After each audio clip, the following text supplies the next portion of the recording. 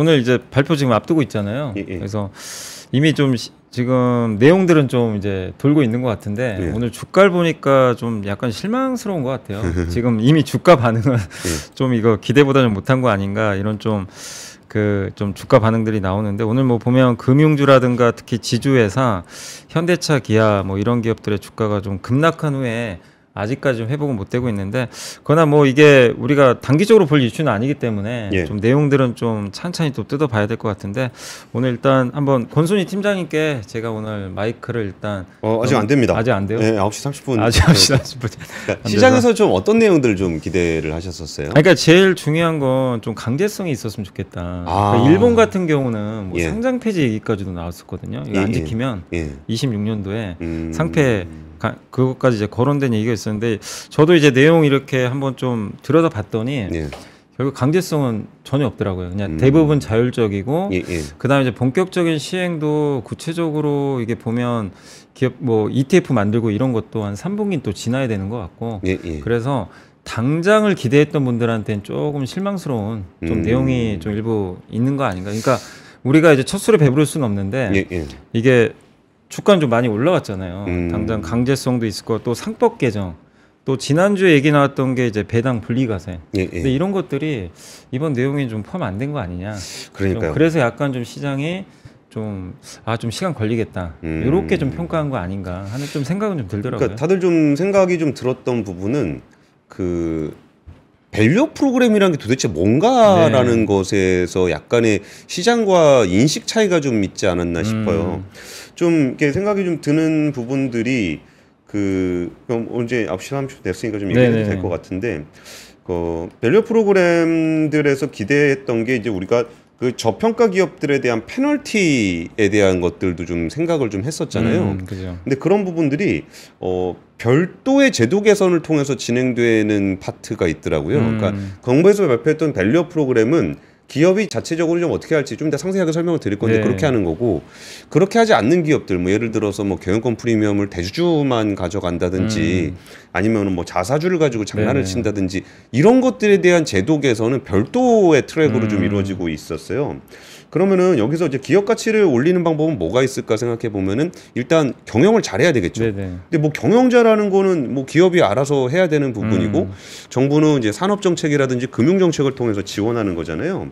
그러다 보니까 이런 내용들이 들어가진 않고 그리고 또 저평가라는 게 주가가 싸다고 해서 저평가라고 하진 않잖아요. 그러니까 본질적인 가치에 비해서 주가가 못 오른다라는 건데 그럼 왜 못 오른다라는 것에 대한 정부의 분석을 보면은 한번 같이 보시죠.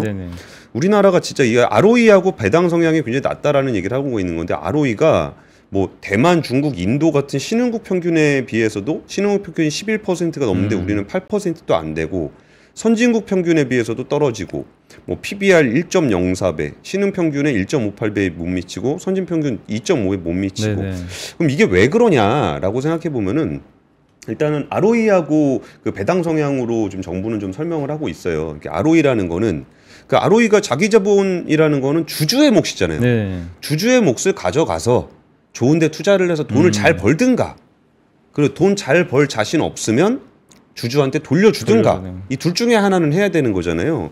근데 ROE가 현저히 낮습니다. 신흥국 평균 10.8%에 비해서 5.2%면 절반밖에 안 되고 뭐 신흥 평균, 선진 평균의 14.3%에 비해서는 거의 3분의 1 수준이라는 거죠. 그러면서 배당 성향은 진짜 또 낮아요. 신흥 평균 45%보다 낮은 40.5%. 그러니까 뭐 주주한테 줄 것도 아니고 가지고 돈 쌓아놓고서 뭘 잘하는 것도 아니고 이 부분을 지적을 하고 있는 거예요. 그러니까 이제 자본을 제대로 지금 효율적으로 활용을 못한다는 얘기잖아요. 그렇죠.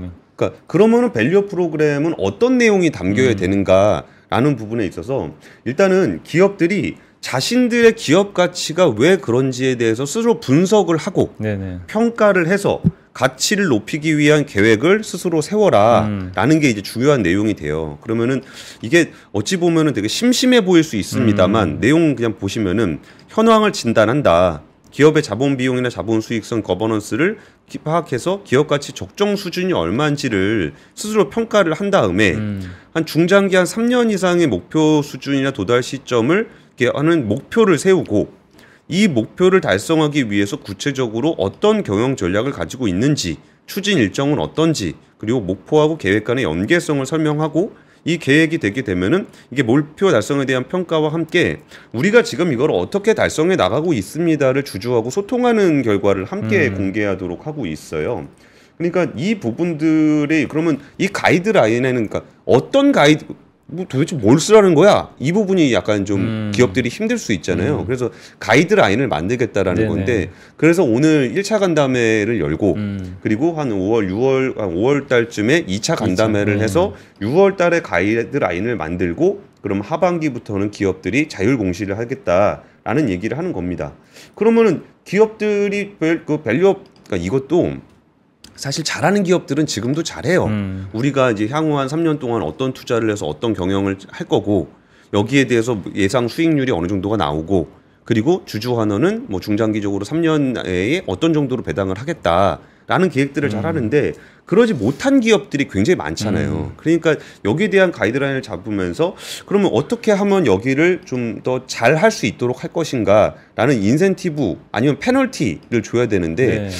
좀 전에 그 연미사님 말씀하신 것처럼 페널티가 들어가진 않았어요. 네. 그러니까 여기서 그럼 공시를 의무화를 하거나 강제로 하게 하거나 아니면 상장 폐지 같은 페널티를 강화해야 되는 거 아닌가라는 질문이 있었는데, 이게 페널티를 준다 그러면은 형식적으로 계획 수립하고 공시만 할 우려가 있다.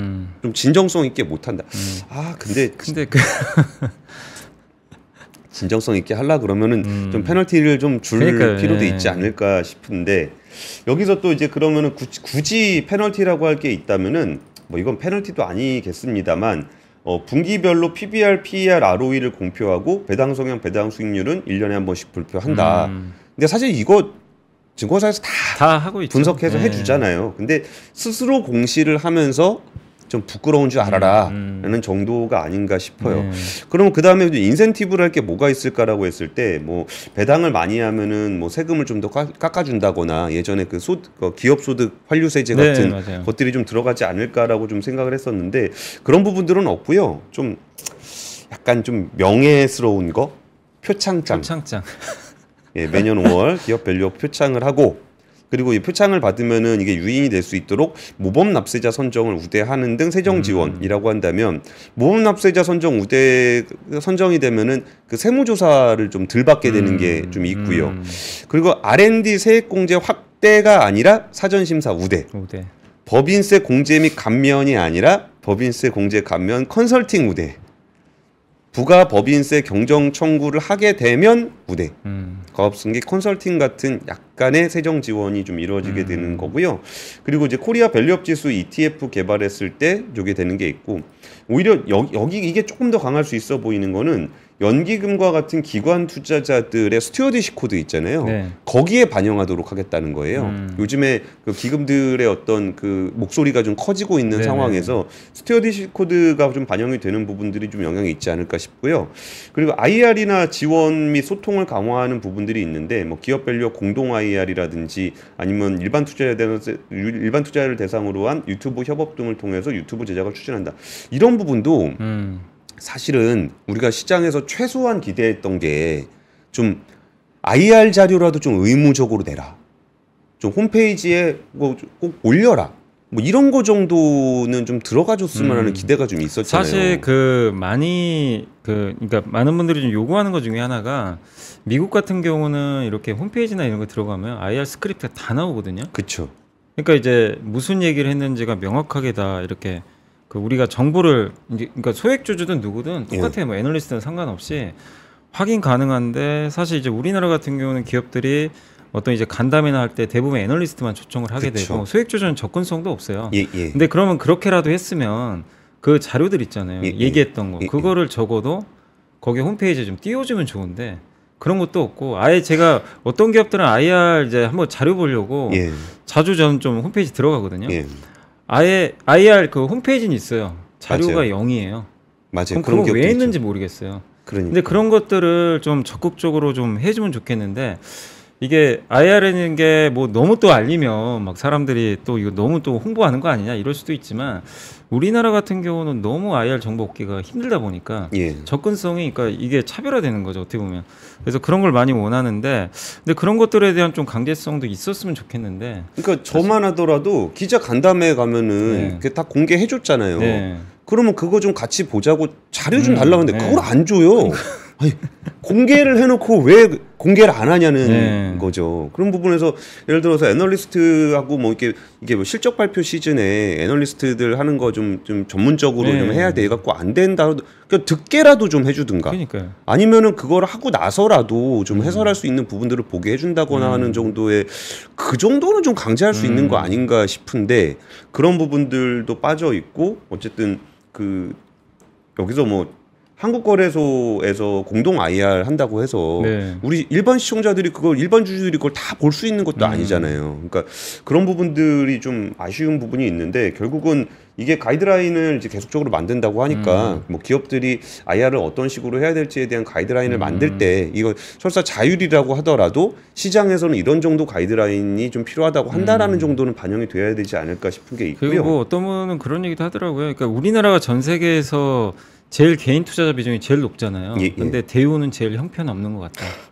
그러니까 뭐 저도 뭐 그 얘기 듣고 할 말이 없더라고요. 그러니까요. 아니 사실 염희사님처럼 그 주식을 좀 분석할 수 있는 사람이 찾으려 그래도 못 찾을 정도의 자료면 쉽지가 않아요. 그러면 거기에 잘 모르는 일반 주주들은 진짜 깜깜이 투자를 하라는 것밖에 안 되는 거잖아요. 그리고 이게 알면 귀찮잖아요. 자꾸 와서 물어보고 아니 근데 대주주가 물어볼 때는 뭐 정말 감사하게 답변해야 되고 소액주주가 물어보면 귀찮다고 답변 안 하고 이건 좀 아니잖아요.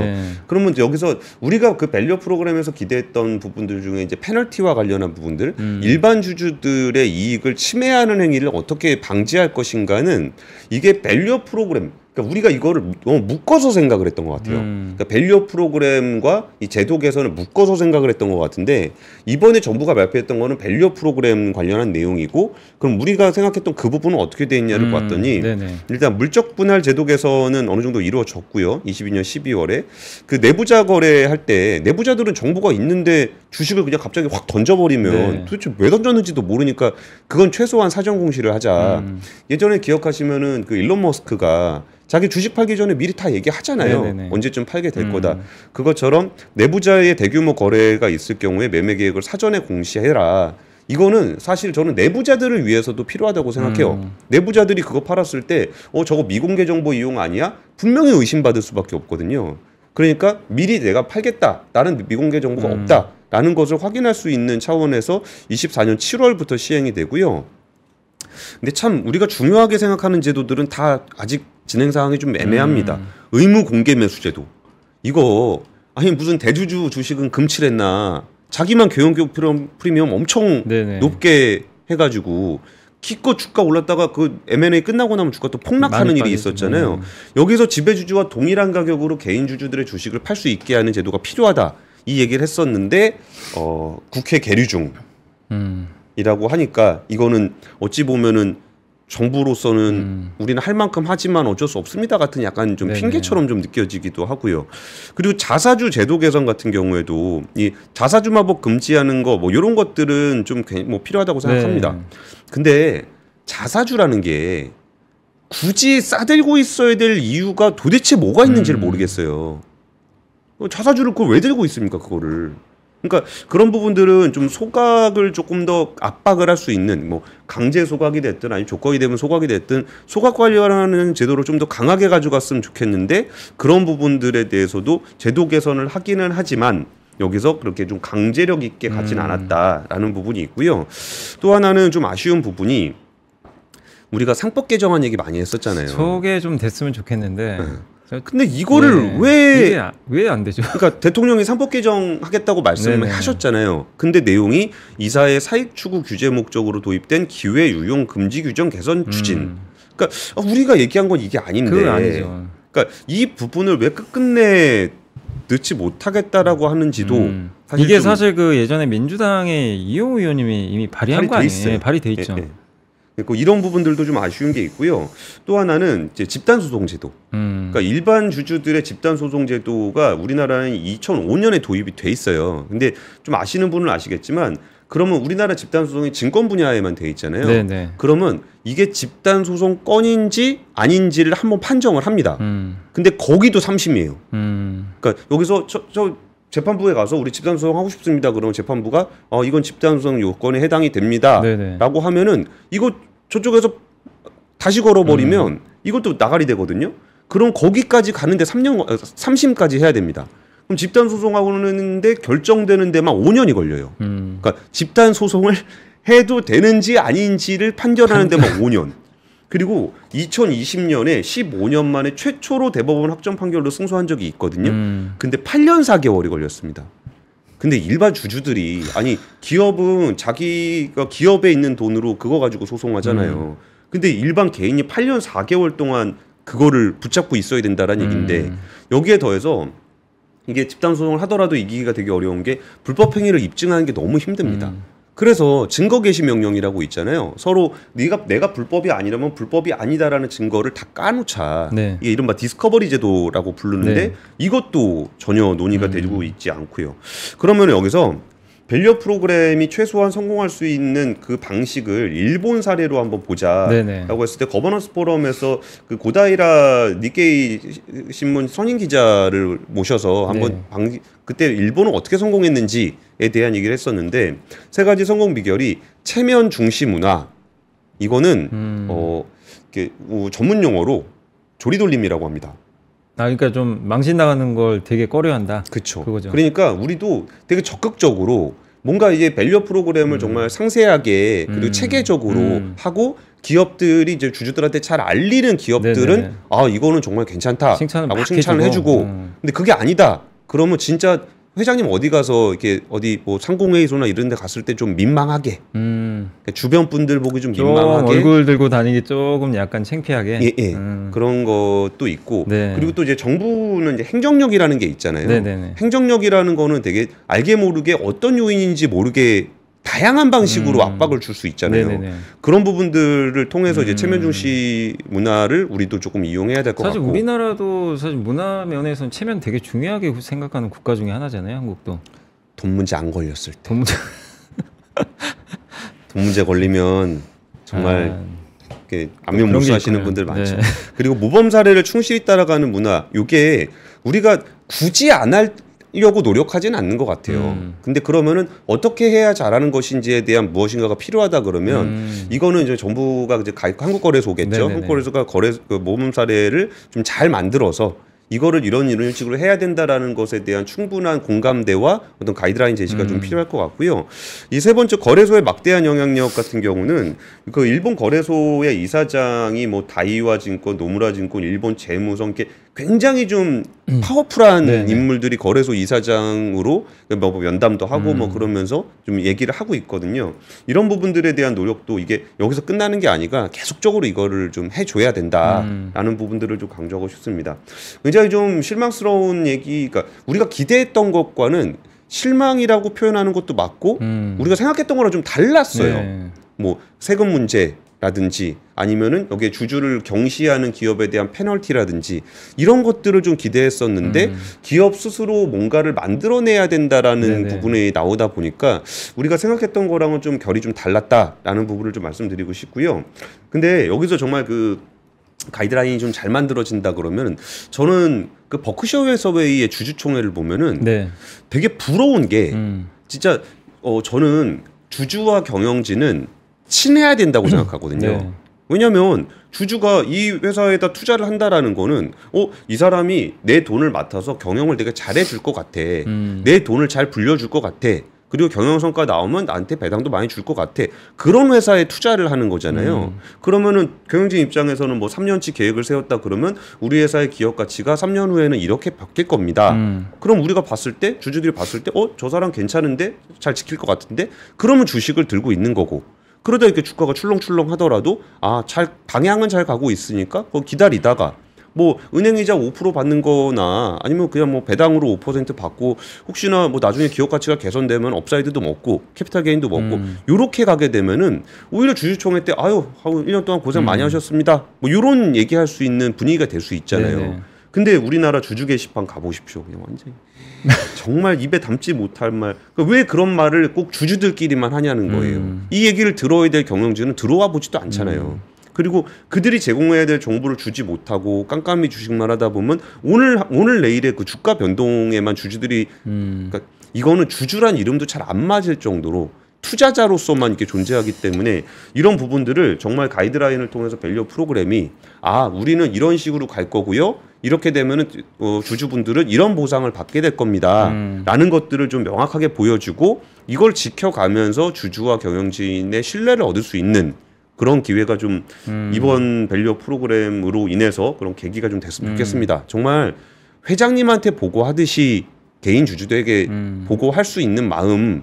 그러니까 아니면 연초에 다 회장님한테 보고하잖아요. 우리 회장님, 우리 1년 동안 이거 할 거고요. 이번에 투자하실 때 우리가 3년치에서 요런 거 좀 할 겁니다. 그러니까 저한테 의사결정권을 주시면은 제가 이거 한번 잘해볼게요. 그래야 그분이 뭐 월급도 받고 뭐 임원도 되고 뭐 그런 거잖아요.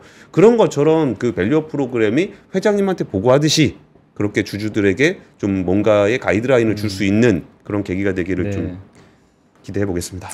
아까 한 분이 슈퍼챗 쏴주셨는데 뭐라고 쓰셨냐면 표창장이 나올 거라고 생각을 못 하겠대요.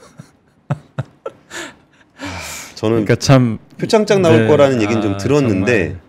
표창장만 나올 줄은 몰랐습니다. 그러니까요.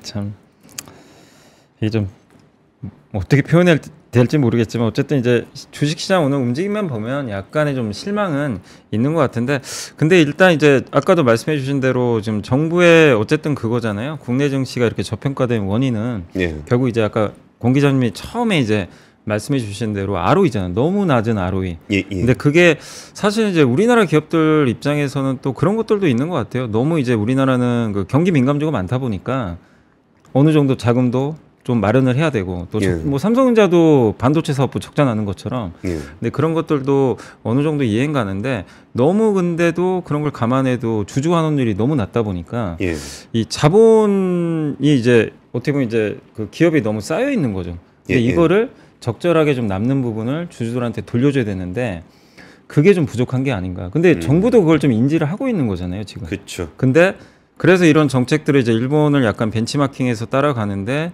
좀 아쉬운 건 너무 좀 강제성이나 인센티브도 좀 부족한 것 같고 기업들이 실제로 이걸 따라서 해줄지 지금 투자자들이 우려하는 건 좀 그게 아닌가 좀 싶긴 하거든요. 얼마 전에 영국의 헤지펀드 헤르메스에서 낸 리포트를 보면은 거기서 기업들이 잘 따라서 할 거다라는 것은 어느 정도 방향은 간다고 봐요. 근데 왜 우리 기업들이 그렇게 돈을 꽁꽁 싸매고 있을까? 라고 얘기하는 부분에서 연민사님께서 이렇게 경기 변동성이 좀 있으니까 거기에 대해서 어느 정도는 버퍼는 가져가야 돼. 근데 그거 이상으로 더 가져가는 이유는 뭘까라고 본다면 사실은 그 미국의 어떤 자본시장 구조에서 보면은 돈이 진짜 필요할 때 유상증자를 왕창 합니다.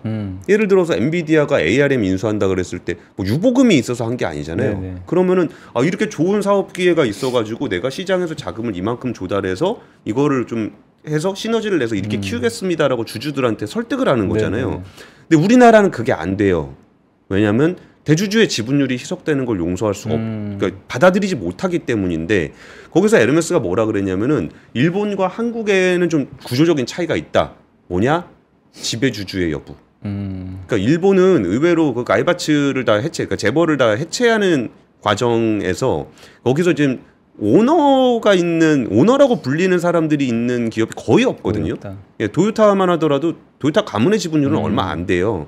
근데 이게 자본 조달을 시장에서 왕창 했을 때 대주주 지분율 희석되는 것들을 걱정하게 된다면 결국은 그 돈을 쌓아놓고 있을 수밖에 없는 상황이 또 되거든요. 그러면 이 구조까지 어떻게 바꾸면서 자본 배분을 좀 더 효율화시킬 것인가라는 부분들은 여전히 남는 과제라고 할 수 있을 것 같아요. 그래서 많은 분들이 또 뭐 기대하신 분도 있고 뭐 좀 기대 역시 안 했다 뭐 이런 분들 반응도 좀 있으신 것 같은데 어쨌든 지금 오늘의 좀 발표는 물론 이제 5월에 또 세미나가 또 있고 아마 또 다듬을 가능성이 있어요. 또 계속 의견 수렴을 할 거니까 너무 뭐 실망만 하실 필요는 없겠지만 오늘 당일의 흐름만 봤을 때는 좀 시장 자체는 약간의 실망 매물이 좀 나오는 게 아닌가 그렇게 좀 보여지고 근데 이제 저도 공 기자님한테 이제 한 가지만 더 묻고 싶은 게 이제 좀 우리나라의 메리츠 금융주주 같은 기업이 좀 많았으면 좋겠는데 정말 대단하잖아요. 뭐 예. 연간 1조씩 주주 환원을 하니까 뭐 주가 가는 건 당연한 것 같고 사실 저는 이제 한미반도체도 좀 비슷한 사례를 보는데 저렇게 투자를 많이 하는 회사도 자사주 매입을 많이 해요. 예. 그러니까 이제 주가가 반응을 해주는데 이 기업들이 너무 소수인 게 미국을 보면 좀 부러웠던 게 뭐냐면 저는 메타와 우버의 실적 보고 깜짝 놀란 게 돈 많이 벌어서가 아니라 예. 비용을 줄였잖아요. 뭐 9조 정도 하고 그래서 돈을 벌었거든요. 그 돈을 돌려줘 버리더라고요 주주들한테. 근데 그런 쪽으로 우리나라 기업들이 좀 변했으면 좋겠는데 이번 밸류 프로그램 이제 어쨌든 한번 보셨으니까 우리나라도 어쨌든 아직 좀 시간은 걸리겠지만 그래도 가능할 수 있을까요? 근데 우리나라가 최근 몇 년 동안 네. 되게 많이 변했어요. 그러니까 염희사님도 네. 예전에 주식할 때 거의 주주 네, 사람씩 맞아요. 못 받았잖아요. 네. 그러니까 사실 뭐 그 주주 환원을 좀 잘한다고 평가받아서 요새 주가 제일 많이 오른 데가 현대차 기아잖아요. 네. 근데 현대차 기아가 가이던스 그러니까 주주들한테 우리가 이만큼을 목표로 하고 있습니다를 발표한 지가 5년도 안 됐을걸요. 그러면은 여기서 그런 기업들이 꽤 많아요. 그리고 또 의외로 이거는 조금 뼈 아픈 얘기인데 그 우리나라가 승계 때문에 주가 누르는 경우가 되게 많았잖아요. 네, 많았죠. 근데 승계가 좀 정리된 기업들이 많아졌습니다. 그러니까 이제 어차피 지금에서 또 한 번 승계하려 그러면 꽤 오랜 시간이 남았고 지분율이 낮아져서 어차피 그거 그냥 물려주는 것도 불가능한 상황이 되면은 결국은 주주들한테 인정을 받아서 갈 수밖에 없다라는 걸 알기 때문에 꽤 많은 기업들의 마인드는 많이 변했습니다. 예전처럼 이렇게 막 진짜 이렇게 막 꽁꽁 싸매고서 아니면 주가 눌러가지고 승계하거나 아니면 일감 몰아주게 해서 애들 물려주거나 이런 부분들에 대한 거는 상당히 인식이 많이 개선이 됐어요. 근데 이 개선되는 흐름 속에서 가이드라인은 그러니까 기대치, 그러니까 저는 기대치가 사실 높지 않았거든요. 근데 가야 되는 방향성에 대해서는 잘 보여줬고 기업이 최소한 뭐를 해야 되니까 그동안은 최소한도 안 했었으니까 최소한은 뭘 해야 되는지 정도는 보여줬다는 측면에서 긍정적으로 보는 거고 그 외에 우리가 기대했던 부분들은 또 이게 밸류 프로그램과 별도로 좀 진행되는 루트에서 좀 계속적으로 추진이 돼야 된다. 네. 그래서 우리는 밸류 프로그램 정부가 만들어줬다고 해서 여기서 끝낼 문제가 아니고 계속적으로 요구할 부분들은 뭐 정부의 제도 개선 요구를 계속적으로 해야 될 것 같아요. 네. 자, 그래서 이제 한번 좀 정리를 해주셨는데 지금 이제 시간이 뭐 벌써 9시 55분입니다. 그래서 이제 마무리할 텐데 그래도 이제 마지막으로 좀 권순우 기자님 또 하실 말씀 있으면 한번 해주시고 또 정리도 그러니까 오늘 좀 총평 한번 해주시고 마무리 해주시면 좀 좋을 것 같습니다. 예, 뭐 사실 이게 많이 아쉽습니다. 이게 그러면 세금 관련한 얘기 왜 안 했냐? 그러면 여기 들어가긴 들어가요. 뭐 금투세를 폐지를 해가지고 뭐 증권 폐지하겠다, 증권 거래세 인하하겠다, 뭐 ISA 통해 가지고 한도를 좀 높여주겠다, 뭐 이런 얘기가 들어가는데 우리가 이제 뭐 배당에 대한 분리과세라든지 뭐 이런 부분들은 사실 세법 개정할 때 해야 되는 문제라 지금 나올 이슈는 아니거든요. 근데 여기서 그 주주들도 좀 그러니까 결국 주가를 올리는 거는 네네. 기업이 노력을 하는 거겠지만 주가를 올리는 사람은 결국은 투자자들입니다. 더 많은 사람들이 이 기업을 보고서 투자를 할 때 이게 좋은 그러니까 주가가 올라가는 거기 때문에 투자자들도 이거를 뭐 한국장은 안 돼, 뭐 장기 투자는 지루해, 뭐 이런 관점으로 보는 거는 뭐 어쩔 수 없는 거라 네네. 치더라도 그러면 이 기업이 좀 진짜 가이드라인 잘 만들어 가지고 적극적으로 이렇게 뭐 내가 저 기업을 좀 믿을 만한데 그러면 좀 공부도 많이 필요하겠죠. 그러면서 좀 그 건전한 투자 문화를 기업 단에서도 중요하겠지만 투자자들 단에서도 좀 그렇게 해가지고 투자를 해서 한 2, 3년 지났더니 진짜 이 기업이 하는 대로 됐네. 근데 메리츠 금융을 아까 사례로 말씀 주셨는데 제가 그 김영만 회장 만나가지고 이제 이런저런 얘기 듣다가 네네네. 제일 그 신기했던 게 저 얘기였어요. 그러니까 자기는 ROE를 높이기 위해서 정말 노력을 많이 했다. 근데 ROE만 높아지더라. ROE만 주가는 안 올라가고. 그러니까 그런 부분들은 결국은 또 투자자들이 또 인정을 또 해줘야 되는 거거든요. 그래서 그런 부분들은 저 기업의 노력과 함께 만약에 그 기업이 달라진 모습을 보인다면 시장에서 그거를 또 올바르게 재평가를 또 해주는 그런 과정도 필요하지 않을까 싶습니다. 그래서 뭐 사실 메리츠 금융지주 아까 이제 아로 얘기하신 대로 근데 지금 이제 아까 공 기자님도 얘기하신 게 그래도 과거보단 많이 긍정적인 방향으로 바뀌고 있고 실제 또 메리츠 금융지주 주가가 엄청나게 또 올랐잖아요. 엄청 올랐죠. 그러니까 그런 거 보면 확실히 이제 투자들의 인식도 많이 변한 건 또 사실인 것 같습니다. 어쨌든 오늘 이제 발표가 좀 이 기업 밸류 프로그램이 발표된 상황에서 많은 분들이 좀 실망은 어쨌든 한 것 같아요. 오늘 단기 반응만 봤을 때는 실망은 좀 한 것 같지만 아까 말씀드린 대로 첫 술에 배부를 수는 없고 뭔가 그래도 이런 정부가 의지를 가지고 이렇게 또 발표를 한 거기 때문에 이게 여기서 끝은 아니고 계속해서 ROE를 높이려는 그런 이제 계획들이 또 계속 나올 거고 가장 중요한 건 기업들이 결국 좀 지금 스스로 바꾸라는 거잖아요. 바꾸는데 그게 만약에 안 됐을 수도 있죠. 안 됐을 때 또 그 차후에 정부가 또 칼을 꺼내들진 그것까진 모르겠지만 어쨌든 이제는 좀 기업들이 또 자발적으로 여기에 좀 참여하는 모습들을 좀 보여야 되는 게 아닌가라는 좀 생각이 드는 오늘 좀 상황이 아닌가라고 좀 말씀을 드리고 싶습니다. 그래서 현재 이제 시장만 좀 간단히 정리해드리고 마무리를 짓도록 하겠습니다. 오늘 좀 아쉽게도 코스피가 좀 급락세로 전환이 됐고요. 2640포인트까지 밀렸고 1% 이상의 좀 큰 폭의 하락세입니다. 하락 종목은 한 600개 이상 지금 나오고 있고요.